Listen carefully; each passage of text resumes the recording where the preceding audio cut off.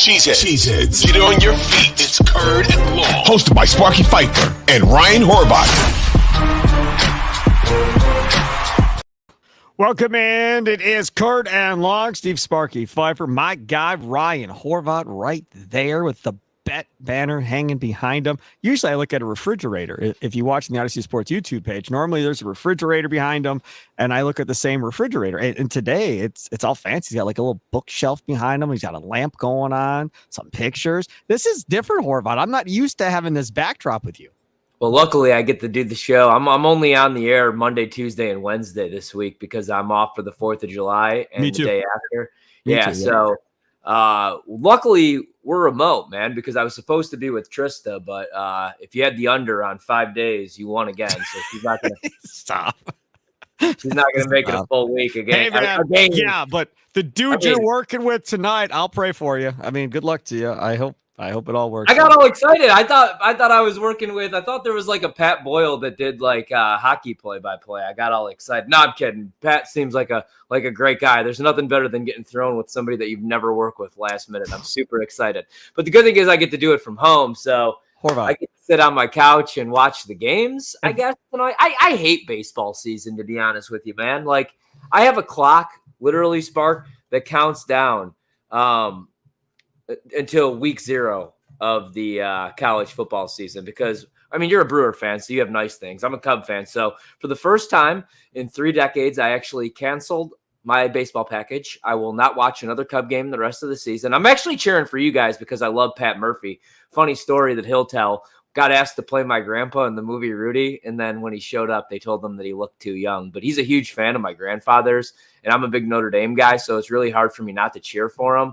But 53 days, 0 hours, 16 minutes, and 18 seconds until college football, Spark. That's good, Horvat. That's good. I'm excited. Back to Pat Boyle for a second. Literally, I don't think I've ever seen anything tweeted, and I know I've never heard him say anything on the radio that I think I've ever agreed with him on in life. And then on top of that, he has that kind of like cocky New York arrogance about him on top of it. So it kind of like just pushes it to another level. Like, I don't know. I think I would just yell for the entire show if him and I ever did a show together. I'm sure he's a very nice guy. I'm just saying opinion wise, I don't think I agree on anything he's ever said. Ever. I feel like they should ask me, like when everybody's on vacation, and I'd be like, "Hey, could we, since Sparky and Barter are technically like in the same company, can like call Rami? Like, can we call anybody? It's nothing against these. I don't know these people. I don't know their interests. I don't know their likes. I'm not a New York guy, but it is what it is. The good news is I get to work from home. We're one day closer to college football season. We're one day closer to the NFL football season. I'm excited for the Packers.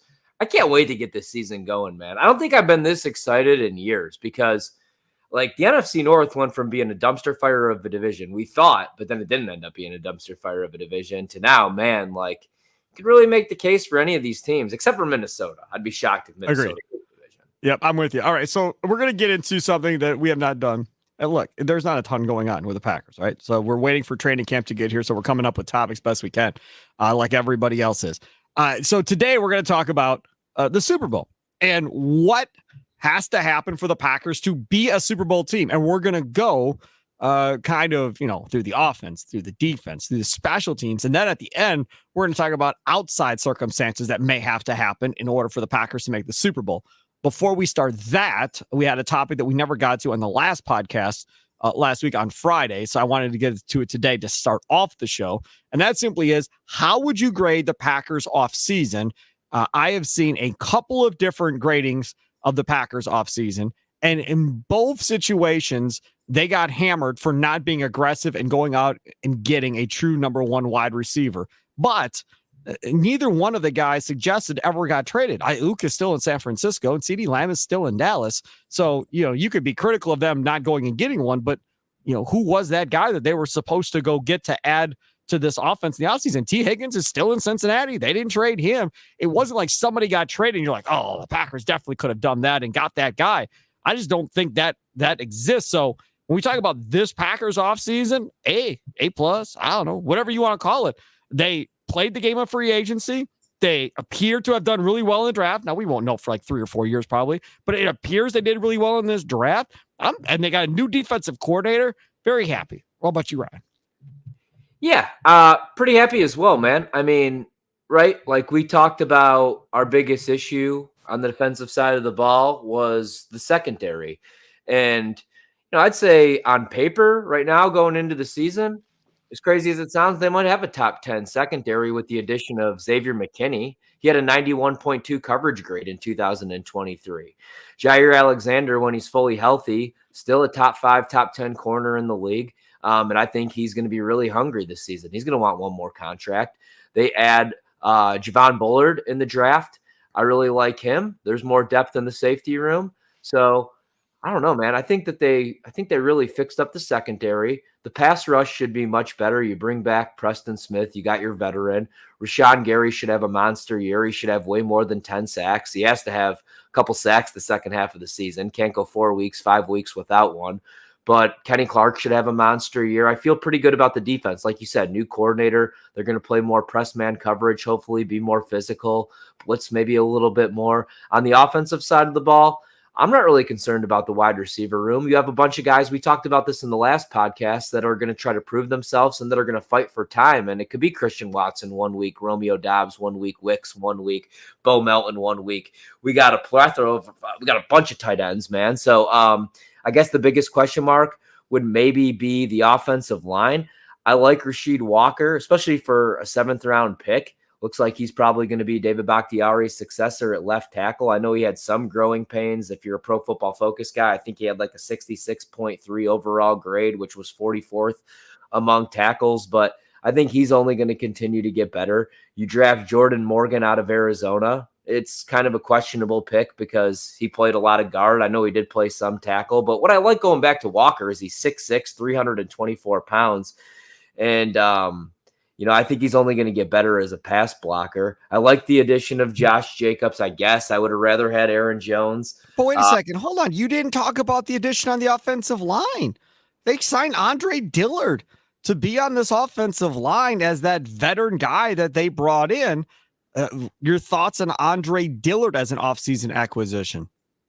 Yeah, I mean, like any depth is fine on the offensive line. I don't really worry about the offensive line, to be honest with you, ever with the Packers. I mean, there might be some growing pains the first couple weeks of the season, but I mean, really, you're only replacing David Bakhtiari. And in pass protection, they were top 5 in the league.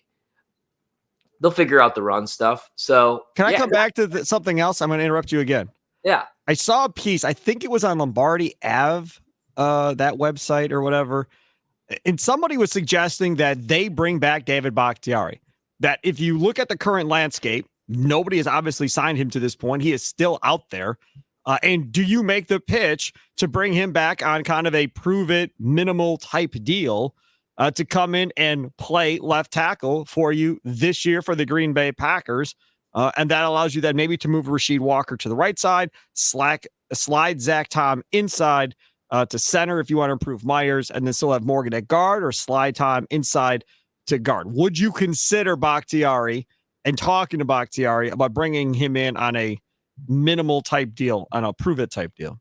I mean, would I? Yes. Are they going to? No. I just don't think that that's how they do business. And I think that they're really high. Like I got Rasheed Walker. He had a 74 grade in pass pro. He's good in pass pro. He just struggled in run blocking. And I think that's going to take some time, regardless, especially in a complicated system like Matt LaFleur. So I just think that they're really high on him because of his size and because now you have a full off season with him. So I don't think you could ever have too much depth, especially plus, a guy that knows the offense. Bakhtiari is a guy for Jordan Morgan, Horvat. You drafted this guy to play tackle, obviously, and now you bring back one of the best to ever play on the offensive line for this team in Bakhtiari to come in and not only help Morgan and some of these other young guys they have, like Caleb Jones and these other dudes that they have. He may be like, that. Go to hell. I'm not playing for y'all. Y'all got rid of me. Screw you. I'm not coming back. And that very well may be. And if he says that, cool. I mean, I understand. I totally get it. But if you could get him on the cheap, Horvat, and he's got nowhere else, because right now, isn't Bakhtiari in a position of wait for somebody to get hurt and then get the call and then walk into camp and go start somewhere? That's pretty much where he's at. Well, yeah, the Jets spent all their money, so they can't go out Yes. and bring in David Bakhtiari. So, yeah, I mean, like, and do you trust him? I mean, last season we thought that he was going to be fully healthy. He played week 1, and then we didn't see him the rest of the season. So I think that's the big question mark right there. He might be done. I know he's saying the right things. They're saying the right things. He feels good, but I mean, he hasn't been healthy in a long, long time. So I don't know, man. I think they're really happy with what they got. Zach Tom had a great rookie season. He was even better last year. So now what's he going to be year 3? I mean, they always hit on offensive linemen. I mean, they always make tough decisions. They don't bring back TJ Lang. They don't bring back Josh Sitton, but they always hit on these guys. Corey Lindsley, they let him walk, I thought, way too early, but they always find guys. So I'm not really worried about the offensive line, especially, again, because they were so good in pass pro. I worry a little bit about the run blocking, especially because, like, that's why Josh Jacobs had a down year last year and only averaged 3.5 yards per carry and had one of his worst seasons as a pro because the Raiders' run blocking was terrible. So that's the thing. Like, all those guys do need to improve their run blocking grade, but I would expect that they do. I would expect all those guys to get better with a full offseason for sure. He is Ryan Horvat. Follow him on Twitter at Ryan Horvat. Follow me at Sparky Radio. Check him out weeknights during the games while they're going on. He's on BetMGM tonight. Check it out on BetQL radio station near you. Stream it on your Odyssey app. You can also check me out, Wisconsin Sports Daily, weekday afternoons from 2 to 5 in the afternoon. You can also stream that on your Odyssey app as well, or check it out at 1250 amthefan.com. Rami Makloff filling in for me on Friday's show while I am off. So looking forward to seeing how Rami does. It'll be time number 2 for Rami filling in. The first time Rami filled in for me, he was given about a 3-hour notice, and he was freaking out that he had to come in on 3-hour notice, not ready to do a show at all. But he did fine. He sounded really good, and looking forward to having Rami fill in for me on Friday, July 5th. All right, take a quick time out and come back. We're going to start going through these now, each group at a time. Offense, defense, special teams, and what they have to do and improve on in order to be a Super Bowl caliber group for that group, right? So offense, defense, special teams. We'll start with the offense. That's up next here on Curd and Long. Hey, it's Sparky Fifer, 1250 AM The Fan, host of Wisconsin Sports Daily, weekday afternoons from 2 to 5. He is Ryan Horvat, BetMGM tonight on the BetQL Radio Network. Check that out weeknights. Trista Crick and Nick Ashu with Ryan Horvat. Both shows you can stream on your Odyssey app, or if you missed anything, go back and listen to it on your Odyssey app as well. Curd and Long, download that on your Odyssey app, or if you download your favorite podcast app. The question now is, what needs to happen with this Packers offense to become a Super Bowl team? That is the question, Ryan Horvat. I will start, if you don't mind. We talked about the Packers offensive line in the last segment. I will say this. I am not concerned about Jordan Love. Nope. I am not concerned about the Packers wide receivers. No, I'm not. Nope. I am not concerned about the Packers running backs. No, I am not. I think all 3 position groups will be more than good enough for this to be a Super Bowl caliber offense. And in fact, there was a article by Ted Wynn in The Athletic today talking about this Packers offense and the possibilities of it being an elite offense for years to come, is what the man said in The Athletic. He's very good. He's been doing this a long time. I read that whole piece this morning. It was very well done.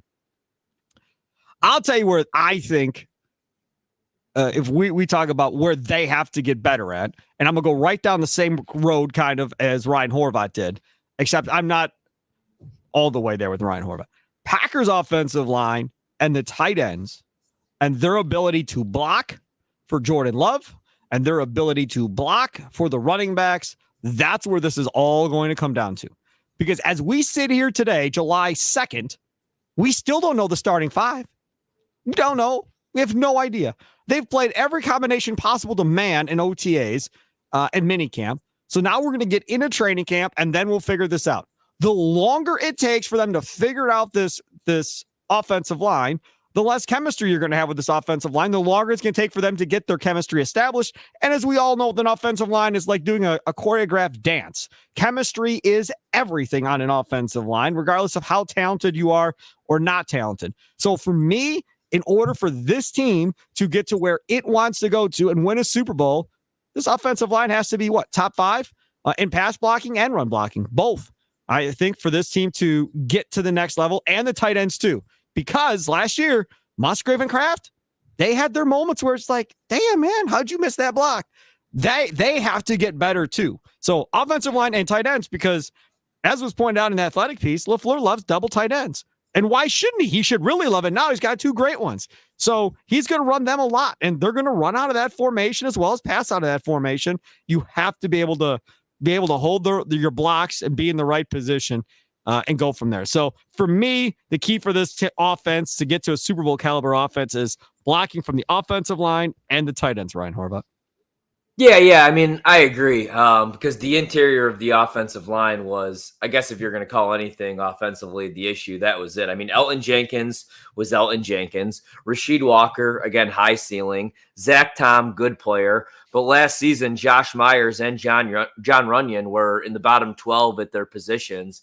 Neither had a 60 grade, according to Pro Football Focus. And Runyon's gone, thankfully. And Runyon's gone. Right. So that's why nobody was really excited when you draft a guard in the first round, but that's why you do it, because you fix up the interior of the offensive line, because that was the issue. Kind of like that's been the issue for San Francisco, even at times. Like Trent Williams is great, but not the interior of their offensive line. So, yeah, I think the offensive line, the interior of it has to be much better. Run blocking has to be much better.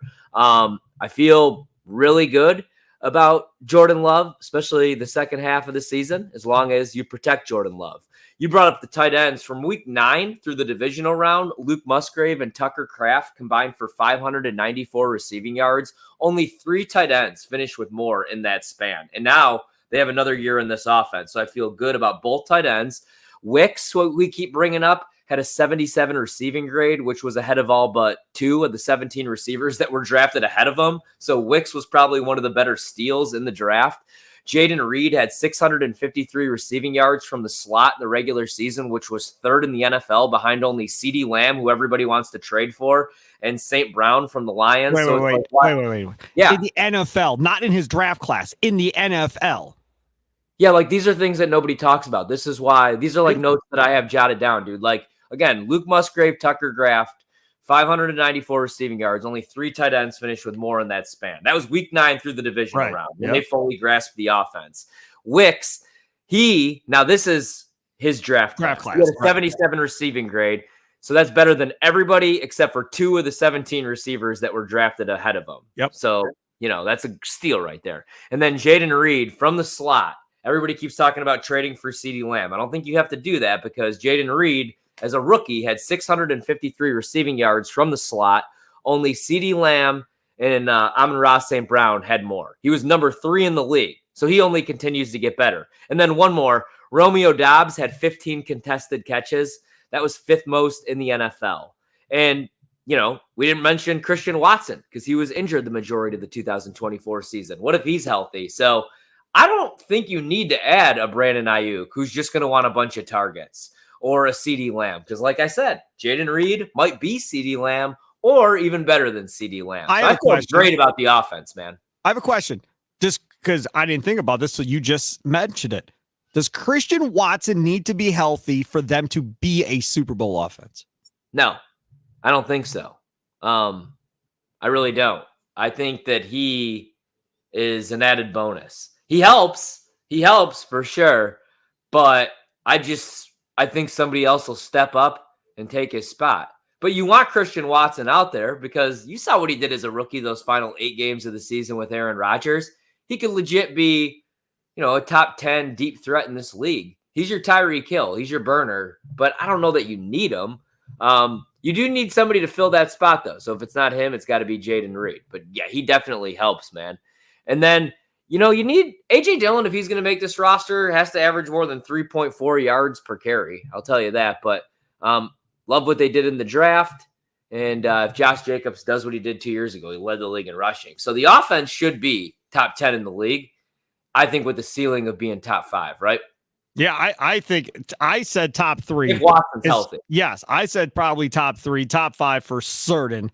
This offense, again, for years to come, should be among the top 5 in the National Football League, I think, going forward. Take a quick time out. Don't forget, download the Curd and Long podcast on your Odyssey app, or if you download your favorite podcast app. He has Ryan Horvat on Twitter at Ryan Horvat. Follow me at Sparky Radio. Come back. Now we're going to switch gears. We're going to talk about this defense for this Packers. And there's some unknowns about this defense with a new coordinator. What is it going to mean for this Packers defense to be at a Super Bowl caliber team? That's next.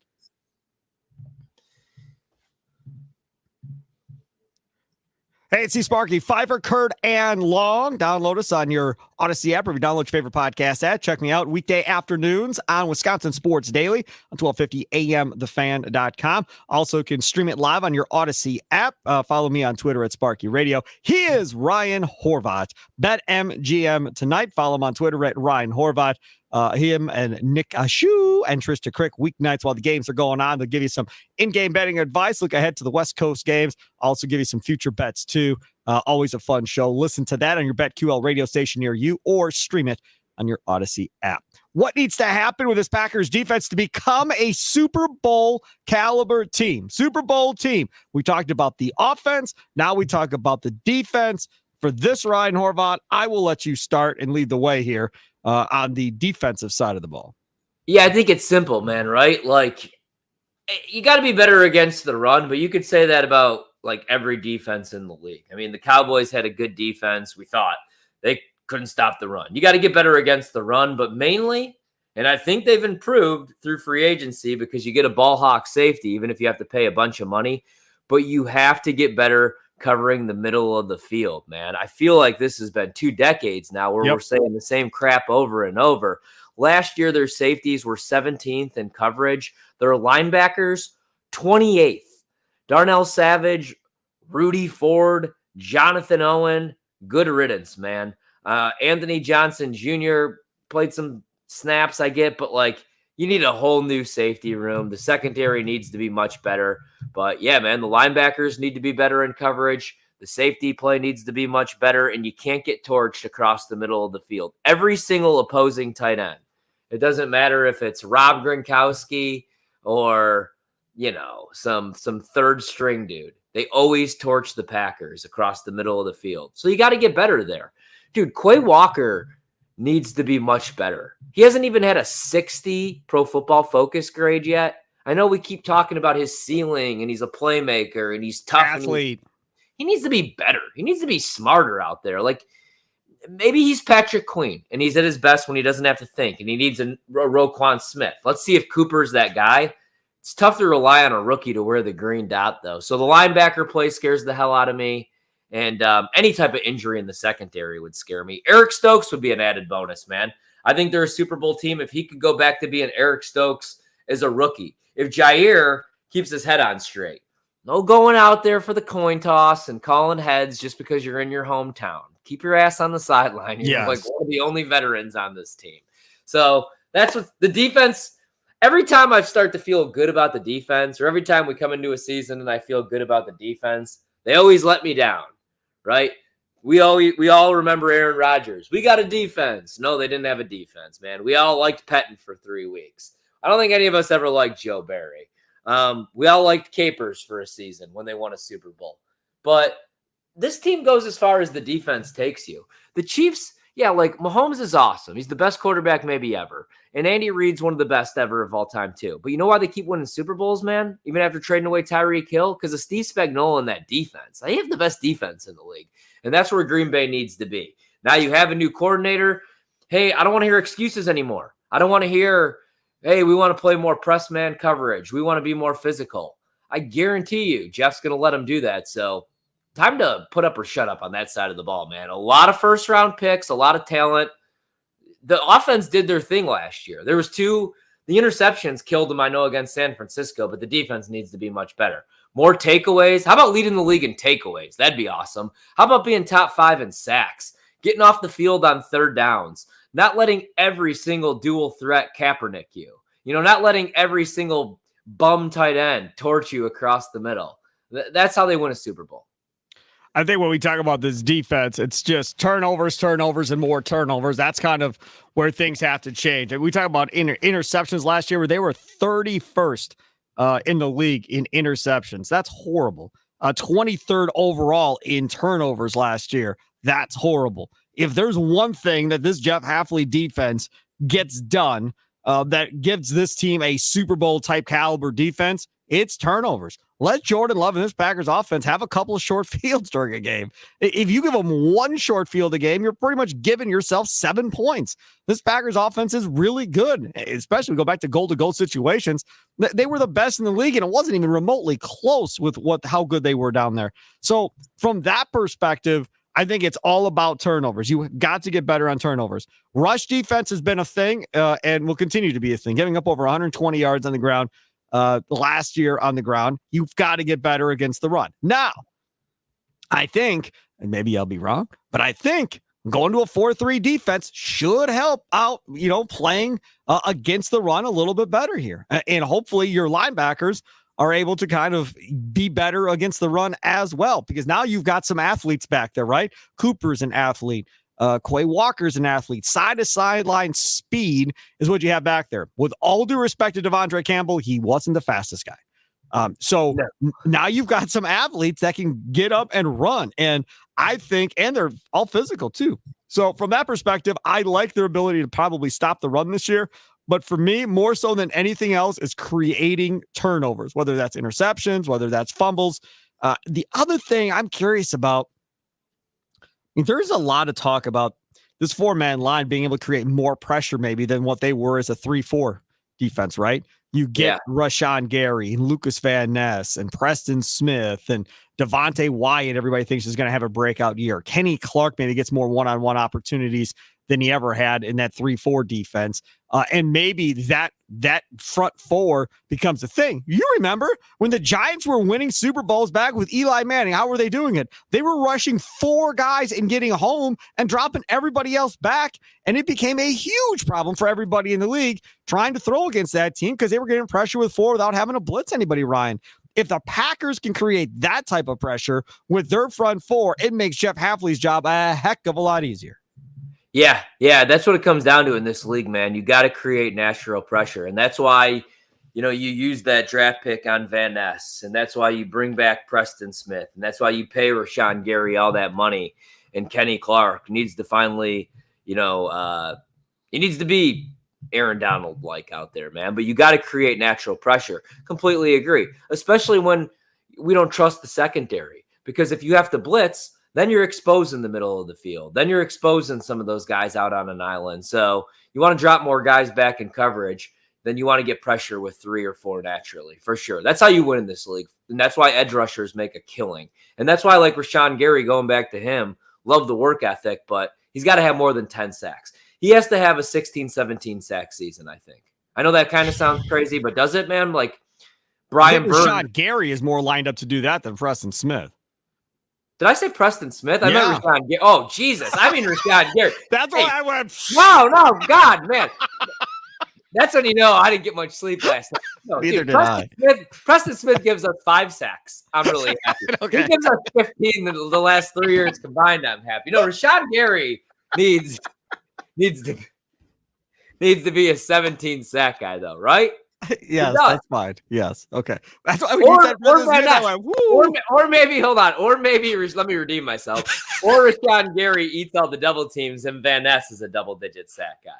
Hutchinson's going to be a double-digit sack guy. Yeah. He was a double-digit sack guy year 2 for Detroit. I want to see Van Ness become that type of player.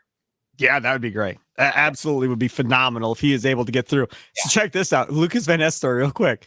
So my dad calls me yesterday and he's like, hey, got a Lucas Van Ness autograph for my 8-year-old. I said, well, my 8-year-old's all screwed up. Cubs fan, Bears fan, Bulls fan. I was like, whatever. I was like, but that's fine. He's got a Leroy Butler signed picture up in his room. He can put the Lucas Van Ness picture signed up in his room. So my dad was out in, where was it? Delavan, I think it was. Yeah. Wanting to listen to a band or whatever. And it was at a Harley dealership or something. And they were literally apparently outside being like, hey, no line. If you want to get a free Lucas Van Ness autograph, come on in. No line. No. So my dad's like, I felt bad. So he's like, I went in and got 2. I got 1 autograph for myself and then 1 autograph for the kid. I was like, That's awesome. That just tells you, like, Packer fans aren't there yet on this kid. They're just not, because he didn't do anything last year. All right, take a quick time out. Come back. I'll talk about special teams and things outside of Green Bay that may affect them being a Super Bowl team. One last segment coming up. Curd and Long. Download it on your Odyssey app or your favorite, wherever you download your favorite podcast at. And, of course, check us out on the Odyssey Sports YouTube page.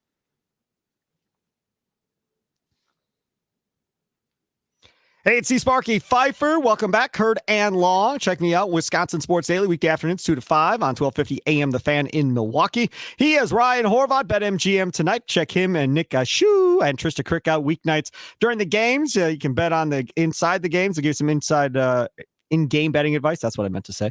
West Coast games. Look ahead to future bets, all that fun stuff. Follow Ryan on Twitter at Ryan Horvat. Follow me at Sparky Radio. You can stream both of our shows on the Odyssey app. What needs to happen with Packers special teams to become a Super Bowl team? Horvat, would you like to start or would you like me to start? I'll start. I mean, you got to find a field goal kicker that you actually trust from 45 yards out, right? Yep. You can never, ever, ever have a punt and a field goal blocked in a home playoff game ever. If there's ever an opportunity for the best wide receiver, the best hands on the team to recover the onside kick, the fourth string tight end needs to stay the hell out of its way. You got to have actual athletes that could run down the field with speed, wrap up and make tackles on your special teams, dude. It can't just be like, oh, well, we want this guy on the team and we don't really have a spot for him, so let's just throw him out there with no special teams experience whatsoever. You know what I mean? Yep. Like, you're spending a lot of money on Keyshawn Nixon, and I know you want him to play more in the secondary, but he's got to be the top return man in the game if you're going to spend money on that position. And now with the rule change, like, let's see what this all looks like. Let's see what special teams looks like this season. But again, like, you can't have the simple, stupid, baffling mistakes. And I want the best athletes, the best players out there, man. Even if you got to keep a guy on the roster, if you have to say goodbye to a guy, unfortunately, that you don't want to say goodbye, or move him to a practice squad just for a special teams player, you have to do so, because that's what wins championships, Super Bowls, special teams and defense for sure. Is Rich Bisaccia on the hot seat? I think he should be. I mean, he's making $1 million a year or whatever it is. Probably isn't, though, because of what we talked about in the last podcast, this organization's loyalty to, like, all these guys. I mean, I this is my thing. I like Bisaccia. I think the Raiders made a huge, gigantic mistake, not just naming him the next head coach versus going the way they went for the previous head coach. Right. But having said that, his loyalty to Carlson has to be cut off by Gutekunst, one way or the other here. Because I'm telling you right now, I said this before, he's going to have to be awful and somebody else is going to have to be great in order for him not to win that kicking job. I firmly believe that. If it's close, veteran versus Carlson, they're going Carlson. And I don't expect it to go any other way. So I'm going in with the assumption Carlson wins the job in training camp, and he is the kicker. Happy they brought in competition, but we'll see how this plays out. So Carlson is the first one. Can't be missing an extra point or a field goal every game. I swear to you, it felt like every game he either missed an extra point or he missed a field goal, especially in the second half of the season. It was like every week you were like, okay, well, where is he going to miss this week? That has to change. The consistency must get better.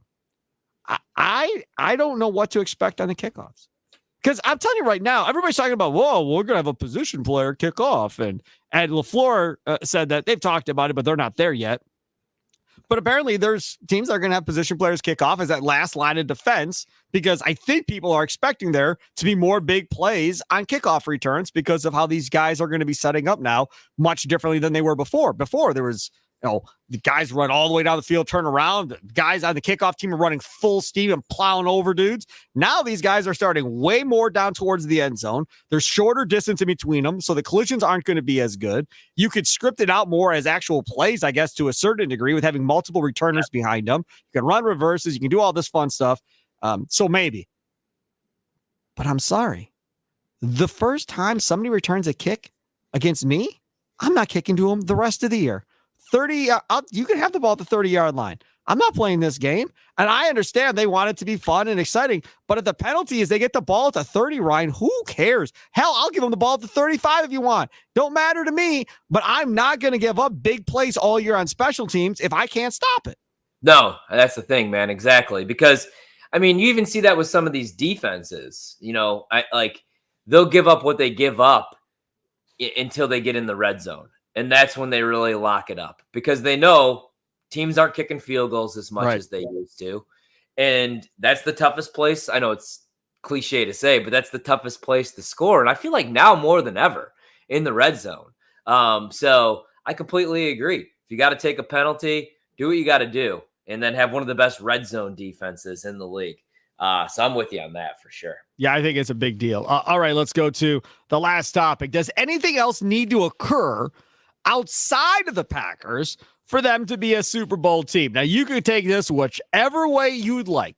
We could talk about injuries to other teams. We could talk about whatever. Is there something else outside of what we've talked about, or is it simply the Packers control their destiny from within? They don't need help for something going wrong somewhere else in order for them to be on the journey. Back in the day, Leroy and the Packers could not win in Dallas, right? The year they went to the Super Bowl, that first year, what happened? They got Carolina and didn't have to play Dallas, and it worked out, and boop, there they go. They get to the Super Bowl. So they needed somebody to take Dallas out for them to get in. Are we in that situation with the Packers right now where somebody's going to need to take San Francisco out for Green Bay for them to really be a Super Bowl team? No. I don't think so, man. I think what the Packers need to do is, all right, so here's a couple things. So if there is, let's say there's some injuries in the secondary and there's a corner out there, you got to make a deal. If there's a pass rusher out there, you got to bring him in for a look. If there's a wide receiver, Brandon Ayuk, that's pissed off and you can make a deal and you have an injury to Wicks and Dobbs by week 4, you got to give up some draft picks. If you're saying that the Super Bowl window is now for Jordan Love, especially before you have to pay him $800 million or whatever it's going to cost, then you know what I mean? Then make the moves now and go all in for this Super Bowl. And then they just have to control their own destiny. You have to win the majority of your games at Lambeau Field. You have to win your divisional games at home because those games are going to be tough as hell this year. Even going to Soldier Field, that's a different Bears team. Going to Detroit's going to be much tougher. Even if Minnesota rebuilds, Favre and Rodgers always struggled in Minnesota. And that defense was actually pretty good last year all of a sudden under Brian Flores, which was crazy. But, and you got to beat the teams that you're supposed to beat. The Colts should be much better this year, but you got to beat the Colts at Lambeau. You got to beat the Titans week 3, right? Like I said, you got to beat the Vikings at home. You got to beat the Cardinals, right? You got to beat they don't really have too many easy games. The Jags should be better this year. The Seahawks, we don't know what they're going to be. So I think you got to win your games at Lambeau Field for sure. But if there's a move to be made, they got to make it, especially because injuries happen to every single team. I promise you on Curd and Long, Ryan Horvat will be yelling for them to make the move when it's time to make the move. You will not have to guess what move they need to make. Ryan will be on here pounding the table. Please, Goody, just go do this and get this guy. You will hear it right here on Curd and Long, promise you. Follow him on Twitter at Ryan Horvat. Follow me at Sparky Radio. Thanks for tuning in to another edition of Curd and Long. Enjoy the rest of your day and have a good one. Toodles.